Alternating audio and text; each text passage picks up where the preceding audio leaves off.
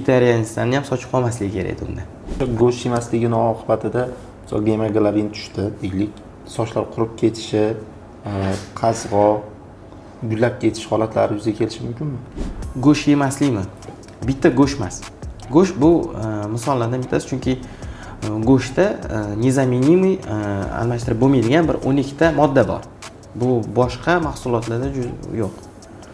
O'sha narsa albatta go'sht tezroq beradi.